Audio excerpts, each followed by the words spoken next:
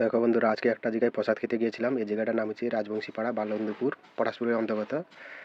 বন্ধুর পাড়া রয়েছে, দেশ পূজা হয়েছিল, সেই দেশ পূজায় গিয়েছিলাম প্রসাদ খেতে। যাওয়ার সঙ্গে সঙ্গে দেখো রাধা গোবিন্দর মন্দির, দেখার সঙ্গে সঙ্গে ভিডিওটি করলাম।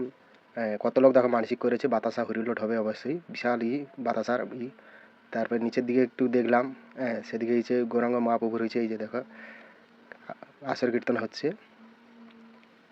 মোবাইলটা একটু ডিস্টার্ব আছে, তার জন্য এইভাবে জুম আউট হচ্ছে, কোনো সমস্যা নেই বন্ধুরা। দেখতে পাচ্ছ তোমরা কীভাবে রাধা গোবিন্দের গান হচ্ছে।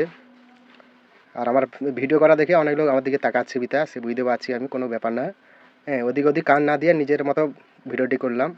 তারপর এদিকে যখন দেখলাম, চলতে চলতে দেখলাম এই দেখো কতজন প্রভুকে প্রণাম করার জন্য কত লোক দাঁড়িয়ে আছে। দেখো ছোটো ছোটো বাচ্চা থেকে বৌড়ি সবাই দাঁড়িয়ে আছে।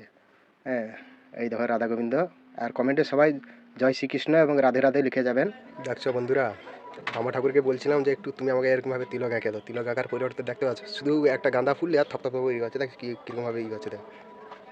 আবার তারপর গা দেখছো গরম, এত গরমের মধ্যে প্রসাদ খেতেছি সে বলা মুশকিল। বন্ধু বাড়িতে গিয়েছিলাম, নিমন্ত্রণ ছিল, তাই জন্য দেখতে পাচ্ছ কীরকম গরম ভাবে, প্রচণ্ড গরম।